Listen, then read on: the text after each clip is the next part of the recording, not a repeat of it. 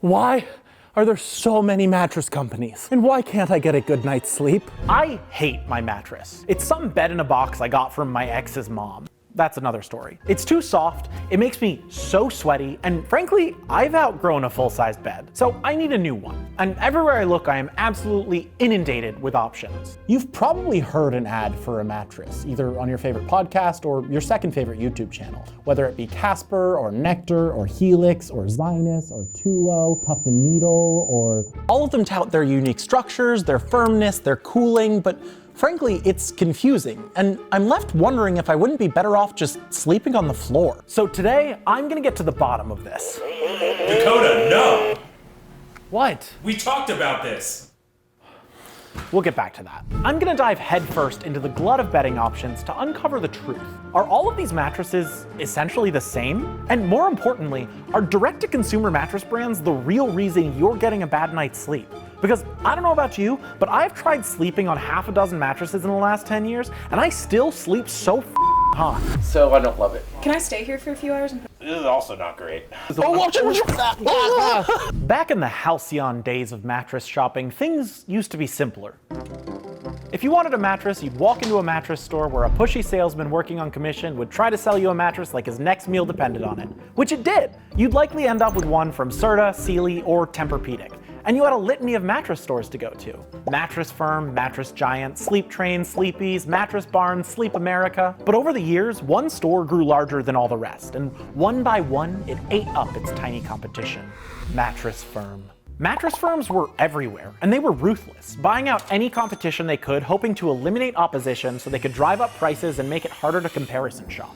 At the same time, mattress manufacturers would make the same bed and sell them under different names and SKUs at different stores, making it impossible for customers to price match and increasing the illusion of choice. For example, the same Simmons Beautyrest was sold as the Kimmy, Amberlin, and Foxtail at Sears, Deal Beds, and Sleep City, respectively. And these totally not sleazy strategies were working. Mattress Firm's stock peaked in 2014 at $70 a share with a market cap of $2.5 billion. But their plans were foiled when that very same year, a ghostly new option entered the market. Casper. While not the first direct-to-consumer mattress brand, it might as well have been. Equipped with a better marketing strategy and bigger VC funding than competitors like Tuft & Needle, Casper entered the mattress with a foam-filled bang. Their secret?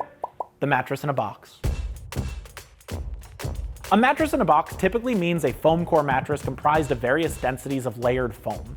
By removing the air from these mattresses, they can be rolled up and shipped in boxes smaller than seems possible. Casper made that compressed mattress the core of their marketing, flooding the internet with videos of customers cutting open their mattresses and watching them almost magically inflate. The value proposition is simple. Foam mattresses are cheap to make and cheap to ship. No brick and mortar stores means no middleman and lower prices. And they had a 100-night sleep guarantee. They were an overnight success, selling their entire initial production run within a single day. And they reached $100 million in revenue within a year, soon providing competitors a real run for their money. Mattress Firm couldn't compete on price. Others took note, and soon direct-to-consumer mattress brands were popping up left and right. Yay, my new bed came. Helix king-size mattress. I got my mattress head from Tuft & Needle. Anyone with a foam supplier and a Shopify site could start a mattress company. And within a few years, there were already 175 plus bed-in-a-box brands, each one eating another bite out of Mattress Firm's dominance. And in 2018, Mattress Firm were down so bad, they filed for bankruptcy. And look, it's good to topple a monopoly. We can all agree on that. But I have a feeling this is also when I started getting a bad night's sleep. See, I got myself a mattress around this time, and I marveled as it sprung open. But I have not had one good night of sleep since that fateful day in 2000. People like their foam mattresses. Initially, they're super comfortable. You sink in and you feel like the mattress is cradling you. But it seemed like these foam mattresses came with a trade-off. In fact, I want to do an experiment. In front of me, I have two mattresses. One of these is a bed-in-a-box foam mattress, the other a traditional inner spring. I gathered some volunteers to blindly lay on both mattresses and tell me which they prefer. To no one's surprise, the bed-in-the-box won. But what about the differences between foam mattresses? Next, I had the volunteers lie on the best-selling mattress from 5 different brands and rate them on their personal comfort, support, and preference. Then, I had our hottest scientists crunch the numbers, and what they found shook me to my core. After averaging the ratings for every tester, we came up with the following results. While there are a few outliers here and there, one thing became abundantly clear. These mattresses all kind of score the same. But why? Is there no difference between these things? Well, there's only one way to find out.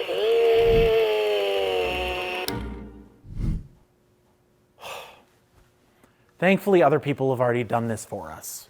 This is the cross-section of a Casper mattress, and a Purple, and a Nectar, and a Zinus. Notice anything? Save for the topmost layer, which might be a bit denser or softer or have a different structure depending on the brand, which, to be fair, can make a difference, all of them are pretty much the same. A thick block of foam. This is a cross-section of a traditional inner spring mattress. Lots of spring, lots of air, a small layer of cushioning material on top. And then the foam mattress again.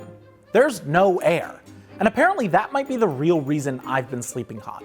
Study after study has shown that unlike an inner spring mattress, a foam mattress traps heat and radiates it back to your body. So we, as a society, without even knowing it, have elected to sacrifice our temperature comfort to save a few bucks. In fact, I tested it myself by lying in bed and doing important work on my phone on an inner spring mattress and a foam one. I brought a thermometer into bed with me, and after 30 minutes, the foam mattress was 5 degrees hotter. Over the past 12 years, Google searches for night sweats and direct-to-consumer mattress brands have dramatically increased, and sales of sleep aids have gone up by 500%. Now, I'm not saying this is entirely the culprit, but I know for at least one sweaty sleeper, that's the reason I really started popping 2 Benadryl before I nod off. And mattress makers know it's a problem. Go to any DTC site and buy a mattress, and you'll be upsold to one with cooling gel, which might be slightly more comfortable, but it doesn't fully fix the heating problem. And if I'm already spending $1,000 on a mattress, I'm not sure my checking account can handle another few hundred for cooling gel. Some companies exist to sell you an entirely separate product to cool down your hot foam mattress. 8 Sleep sells a cooling mattress cover that starts at $2,500. And I don't know about you, but I don't want to pay an extra $3,000 to sleep like I already feel I used to. Oh, also, 8 Sleep has a subscription with it. And when Amazon Web Services went down last year, people's beds literally got stuck. This wasn't nearly as much of a problem with fully inner spring mattresses, but at least it's cheaper to buy a foam mattress, right? Right? Right? This mattress in a queen size now costs $1,000. Some competitors are less expensive, but prices, even on foam mattresses, have shot up over the years. Okay, so why not just buy an inner spring mattress and call it a day? Say the voices in my head. Well, you can, but it's a lot more difficult. Given the prevalence and lower cost of foam mattresses, decent low-cost inner springs are getting harder and harder to find, even in mattress stores, and basically impossible to buy from an online-only brand. Many companies do offer a hybrid solution, which includes both a spring core and a foam top layer, but since those cost significantly more than their fully foam counterparts, price-conscious buyers are likely to opt for the cheaper fully foam version. This is brilliant. But I like this. And why wouldn't you? Everything is expensive now. And it's not like they need to charge this much. Gross margins on mattresses are incredibly high. Companies could start their product lines with a decent quality hybrid mattress and still keep prices relatively low. But they don't. DTC mattress brands lure you in with a cheap price on a boiling hot, low quality foam mattress that's barely different from any competitors, because get this, it might actually be made by the same factory as its competition. Welcome back, Consolidation. Helix Sleep, Birch, Bear, and Lisa. What do all these mattress brands have in common? That's right, they're all owned by the same parent company, 3Z. Weird that you knew that. Today, DTC mattress brands that were once fully independent have started reconsolidating under a few umbrella companies. Nectar, DreamCloud, Sienna, and Awara are all made and sold by Resident.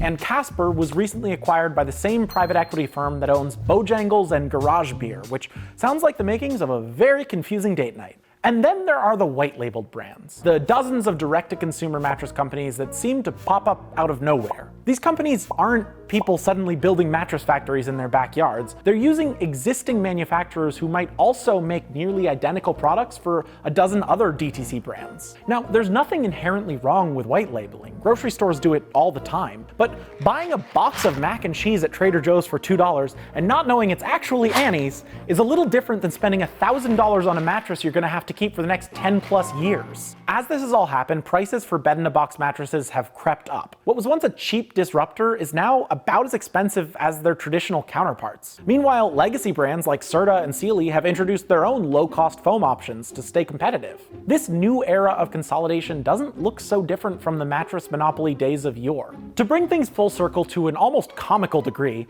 in 2025, Sealy, still the world's largest mattress maker, acquired Mattress Firm.